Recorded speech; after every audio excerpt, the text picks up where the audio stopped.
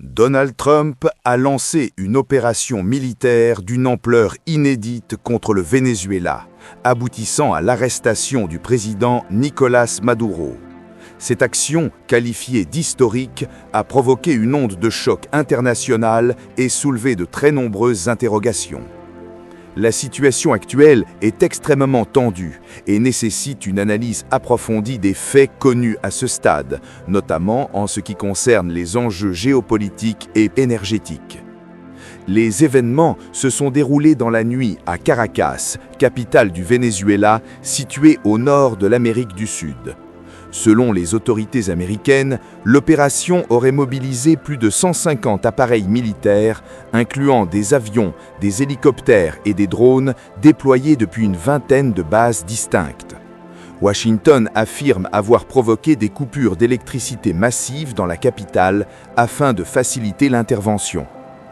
Les forces spéciales américaines auraient bénéficié du soutien d'une source interne aux services de renseignements américains infiltrés au cœur de l'appareil d'État vénézuélien.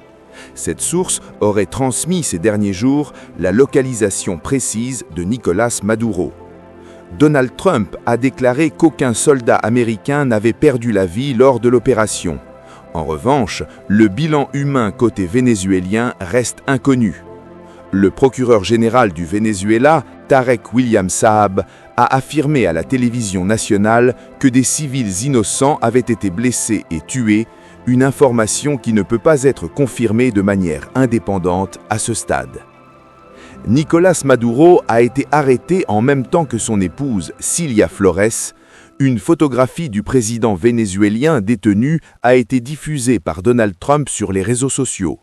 Selon les informations disponibles au moment des faits, Maduro se trouvait à bord du navire de guerre américain USS Iwo Jima en route vers New York où il doit être jugé. Il convient de souligner que cette intervention militaire menée par les États-Unis constitue une violation manifeste du droit international, un point largement soulevé par de nombreux acteurs internationaux. Plusieurs motivations sont avancées pour expliquer cette décision de Washington. Depuis plusieurs mois, Donald Trump accusait régulièrement Nicolás Maduro d'être à la tête d'un réseau de trafic de drogue destiné au marché américain. Des frappes avaient déjà été menées contre des navires soupçonnés d'être impliqués dans ce trafic, sans que des preuves formelles n'aient été rendues publiques et en contradiction avec le droit international.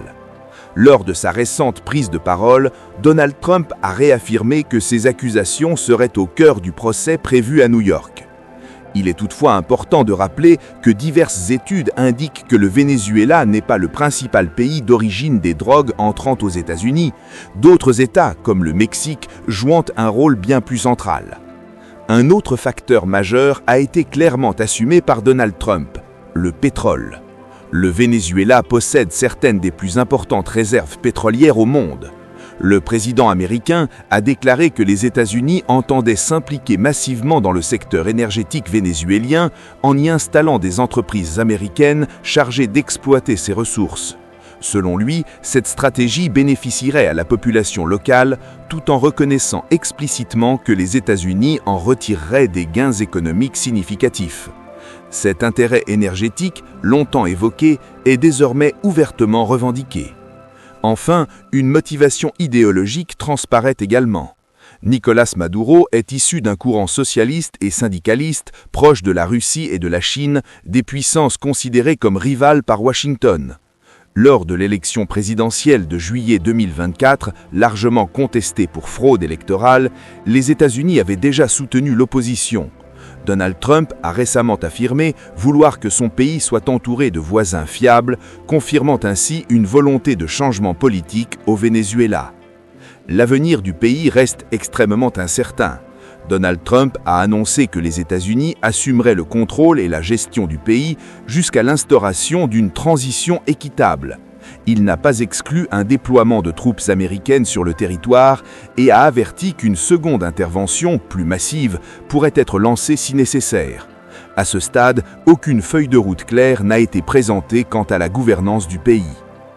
María Corina Machado, figure majeure de l'opposition, a appelé Edmundo González Urrutia, candidat de l'opposition à la présidentielle 2024, actuellement en Espagne, à prendre immédiatement la tête de l'État. Donald Trump, de son côté, n'a exprimé aucun soutien explicite à cette option, laissant entendre que les États-Unis entendent conserver le contrôle direct de la situation. Sur le terrain, les témoignages évoquent un climat extrêmement confus. Les opposants à Maduro expriment à la fois un soulagement et de profondes incertitudes quant à l'avenir. À l'inverse, les partisans de l'ancien président appellent à des manifestations et à une mobilisation nationale. Par ailleurs, Nicolás Maduro et son épouse ont été inculpés aux États-Unis pour terrorisme et narcoterrorisme. Un procès est attendu, bien que les modalités exactes de sa détention restent inconnues. Les réactions internationales ont été nombreuses. La vice-présidente vénézuélienne, Delcy Rodríguez, a dénoncé une opération qu'elle qualifie de barbare, affirmant que son pays ne deviendrait jamais une colonie et accusant les États-Unis de violer le droit international. Ces déclarations contredisent celles de l'administration Trump qui affirme que Delcy Rodríguez serait prête à coopérer. Le secrétaire général de l'ONU, Antonio Guterres, s'est dit préoccupé par le non-respect du droit international, estimant que cette intervention crée un précédent dangereux. La Russie a condamné ce qu'elle considère comme une agression armée, tandis que l'Iran évoque une violation flagrante de la souveraineté et de l'intégrité territoriale du Venezuela. En France, Emmanuel Macron a déclaré que le peuple vénézuélien pouvait se réjouir de la fin de la dictature de Nicolás Maduro. Il a appelé Edmundo González Urrutia, candidat de l'opposition à la présidentielle 2024, actuellement en Espagne, à assurer la transition sans mentionner le rôle des États-Unis. Cette position traduit une certaine divergence diplomatique. Le ministre français des Affaires étrangères, Jean-Noël Barrot, a dénoncé une intervention militaire américaine contraire au principe fondamental du non-recours à la force. En Amérique latine, plusieurs pays voisins comme le Brésil, le Mexique et la Colombie ont accusé les États-Unis de menacer la stabilité régionale, de porter atteinte à la souveraineté vénézuélienne et de provoquer une possible crise humanitaire. La Colombie a annoncé le déploiement de forces militaires à sa frontière avec le Venezuela.